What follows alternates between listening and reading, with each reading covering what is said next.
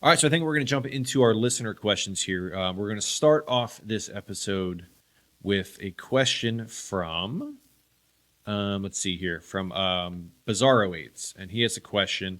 How did you come up with Arcade Obscura? And whose idea was it? And what was the deciding factor in creating a bow for the end of each miniseries?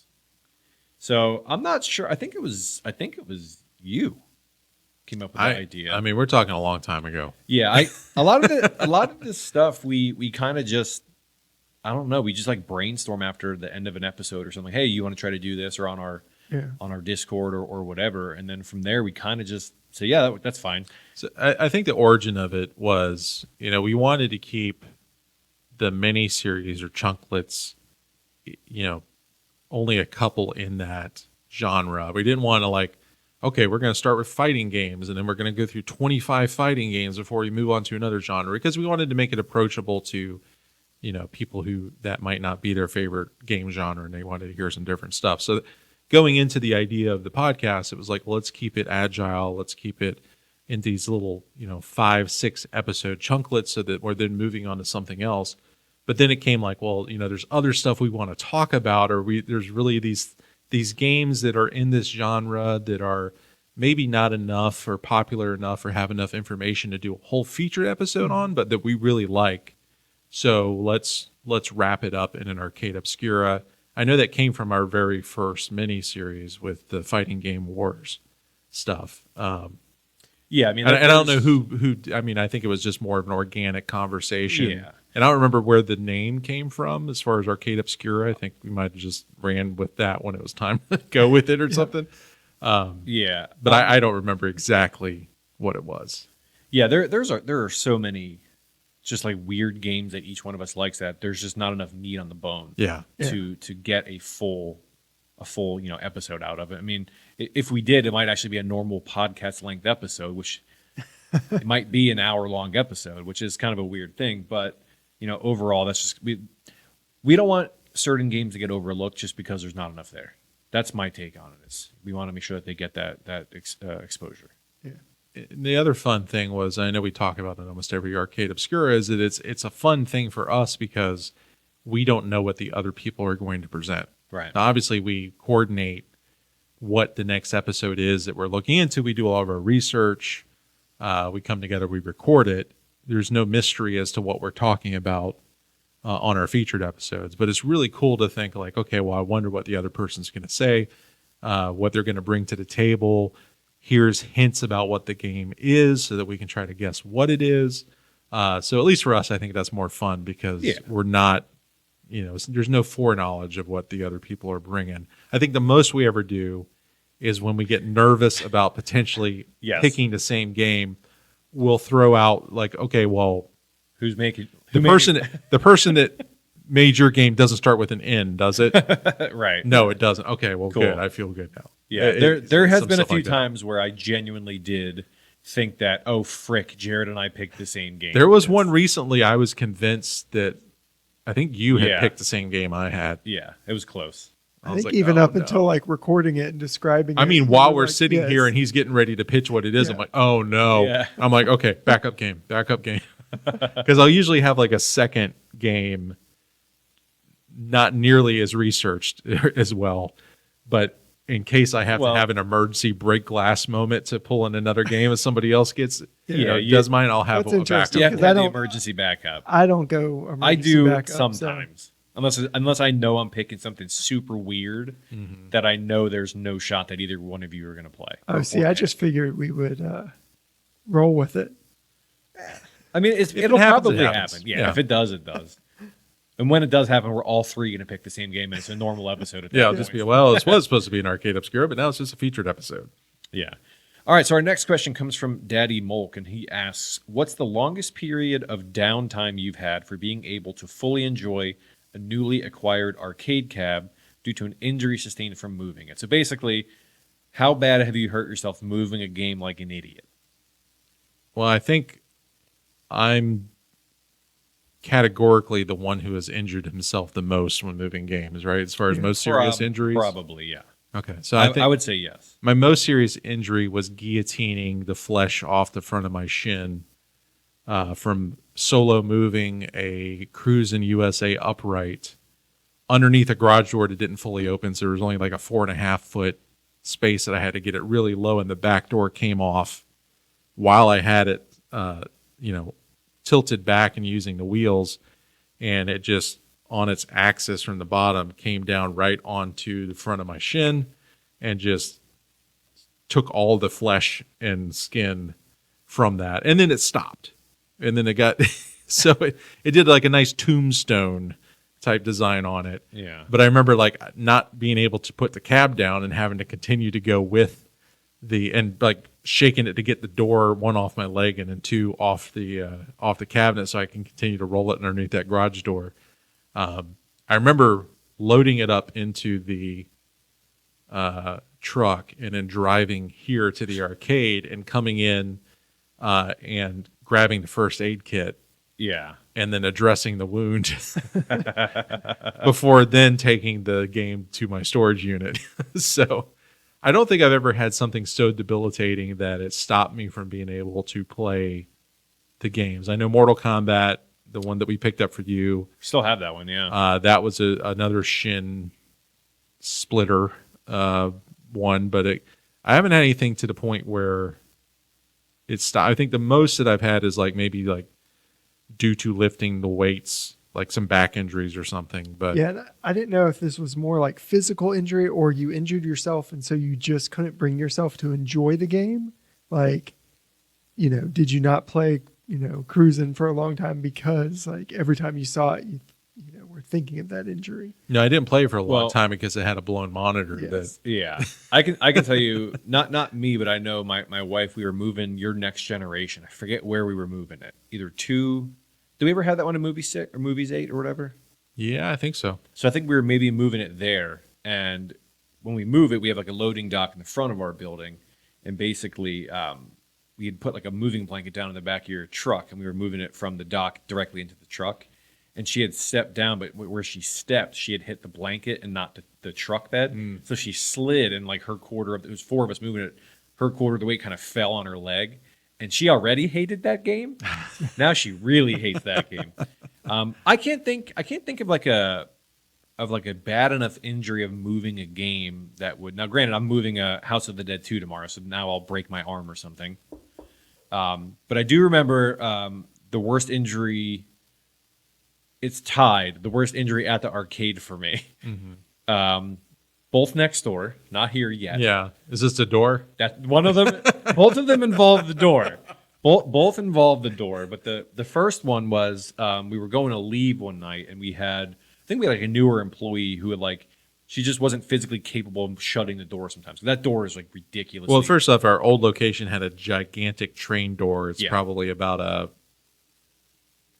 10 to 12 foot tall it's a beast. by probably about a square, 10 to 12 foot wide. Yeah, It's an old door on rollers, Mm-hmm. and then the rollers would wear down every Yeah. so often, and then our landlord would fix it, and then it would be good for a little while longer. sure.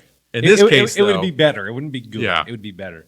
But we were going to close it, and at the end of the night, you close everything down, and the last thing you do is you would push this massive door, and it was on its rollers all the way closed, and then you'd lock it up.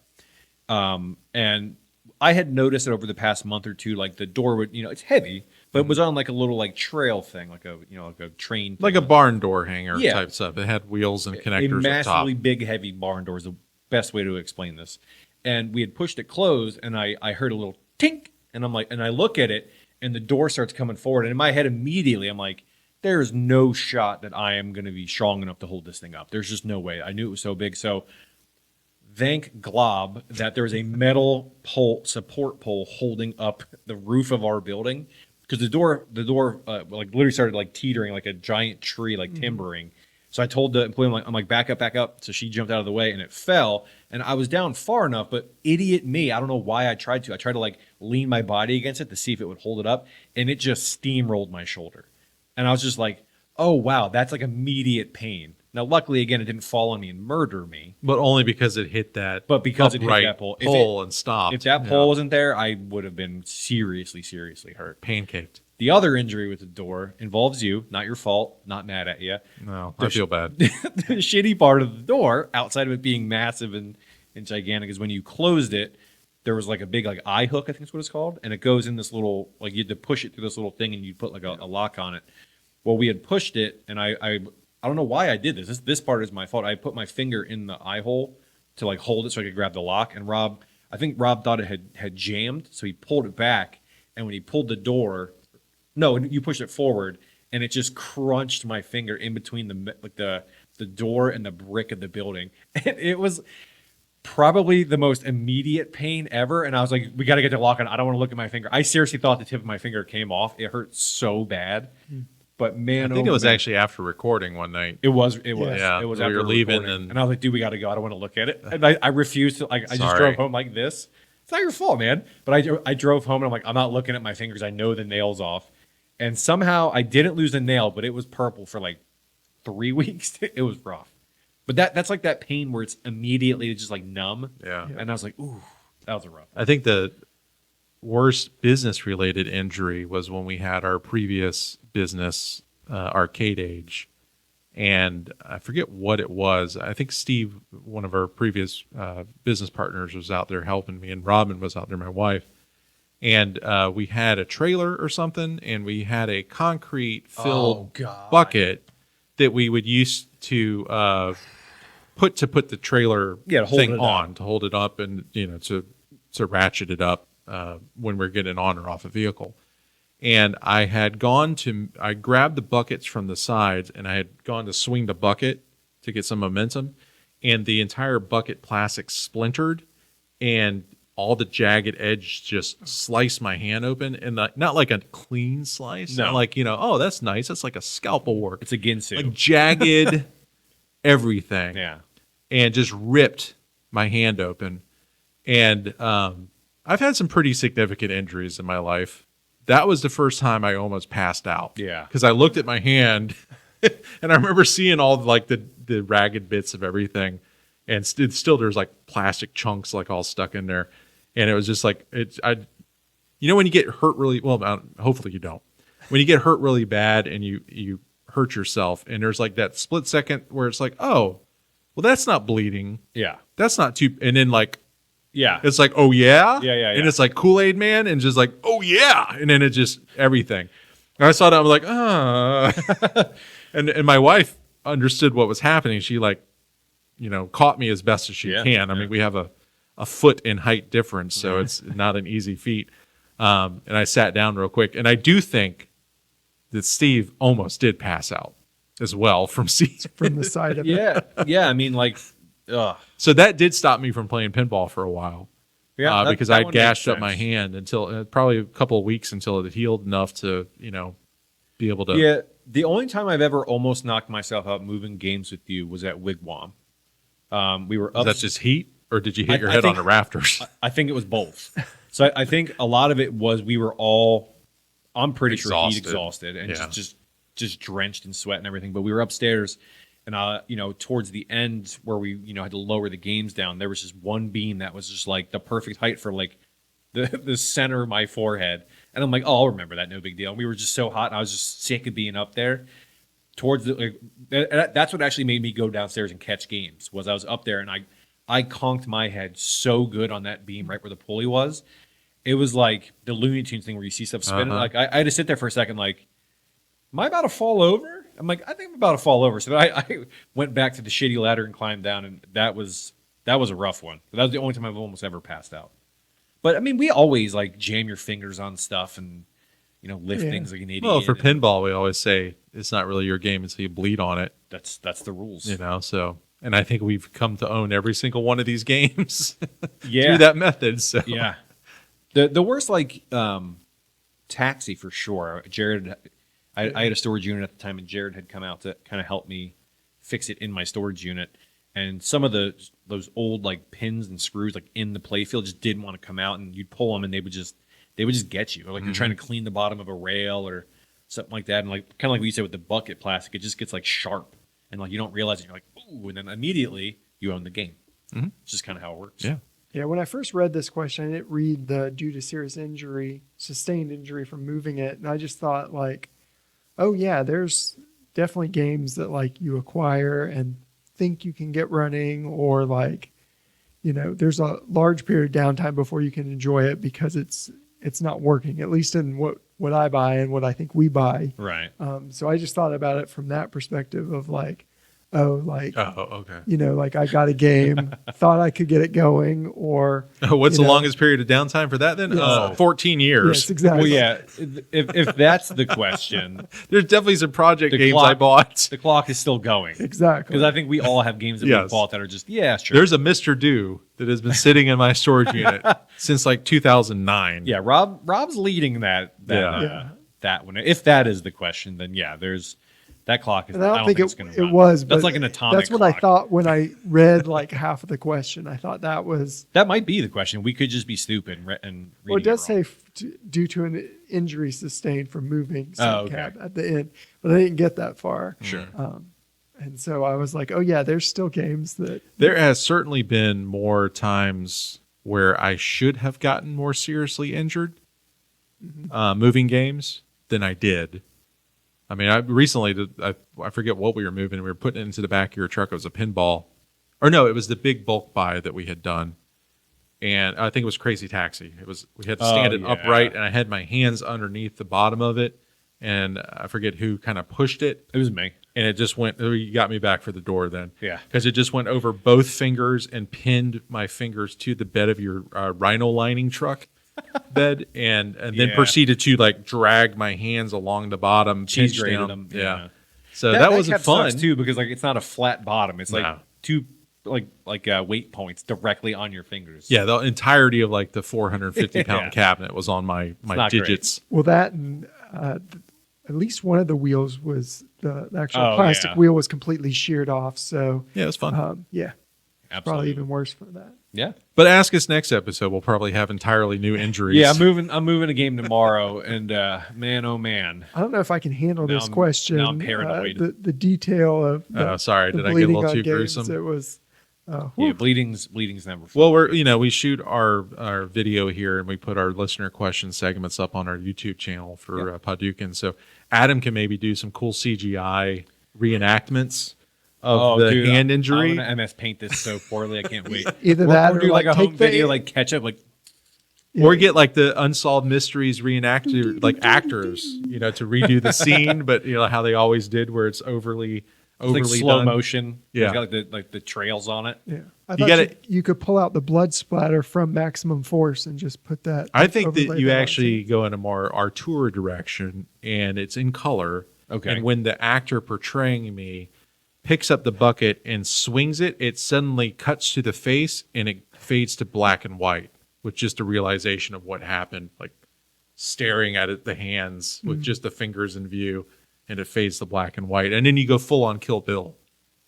So, you don't get the bad rating or anything. You don't see any of the reds. It's all Right. black and white from that point on. AI might be. But I able to think help it with like this. a high pressure hose to go like squirt it out or whatever. We'll do it. It's just motor oil. Right. That's what you get when you go black and white, and it doesn't Or matter. chocolate syrup, I think. is Yeah, what they Hershey use syrup. for Psycho, right? Yeah. Yeah. There you go. You can do that. All right, so I think that's listener questions. Yeah, that's pretty much it for this week. Thank you guys for asking questions as always. Yeah, and if you want to ask your own questions, feel free to sign on to our Paducah Discord and go to our episode questions channel, and there you can ask your own questions, which may be included in a future episode. But always appreciate the questions we get. We're getting to the point now where I know we're getting a lot, like a couple of repeats or like questions very close to ones we maybe have answered before. So if your question doesn't get picked, there's probably a reason for that. It's nothing personal. But we appreciate the variety of questions that come in and allow us to, relive our terrible trauma experiences from the past. Thanks Yeah. for that. Yeah, appreciate it. Yeah, thanks for the therapy bills. So that will wrap up our episode on Area 51 for the first episode of our Light Guns series. Jared, where can they find you? I know Yeah. practicing the yeah, I'm hand gonna be doing reload a lot technique. Of that. Oh, yeah. The hand reload I technique. think Jared's is- gonna go fire that cab up when we're done here. He's Yeah, be all it's John good. Wick So- when we go to the next episode. Exactly. Practice that. My dual wielding. Maybe Guns I'll come akimbo, up with yeah. a new technique. Maybe cross. Maybe, right side brain, left side brain. Maybe And that's then you a can- new. Then you can kind of flick them to the side to do the reload. I was experimenting with the John Wick technique, which is the very close to the body thing, because when I was researching and playing the game for this episode, my arm got tired from holding the gun like I normally do. So I did try to close to the chest doing it. And I was not nearly as accurate. Do you think they should make a mod where like you swing the gun like this? And so it's like Wanted, Wanted, Yeah. whatever it was, because that's realistic. Those guns would break so much more than they already They do. just be swing 'em slammed into people and or the cabinet Yeah, next and to the it. cables would just be ripped. And Yeah. just leave it on there. No, let's not yeah, do that. Yeah. So other than that, just here, every couple weeks on the podcast. All right, Adam. So twitch.tv/PassBlaster. I've been slacking on streaming, but life is life. But I stream arcade games on there. These ones are going to be harder to stream, mostly because I don't have light gun games. But we may be able to at a certain point. Maybe we can all come up here and we can pick Area 51 Yeah. or one of the other games that we have that we're going to stream and kind of stream it that way. So Yeah. kind of do that. And then YouTube, check out Paducah on YouTube. Hopefully this video makes it so we don't have audio issues like the last couple I've recorded. But yeah, it's just on Discord where we all hang out. It's the best place to kind of get in touch with us after hours or when we're not having episodes come out. Yeah, absolutely. And you can also hop on our website, paducah.com. That will give you links to all of our social media, Blue Sky, etc., but also the Discord link to join there.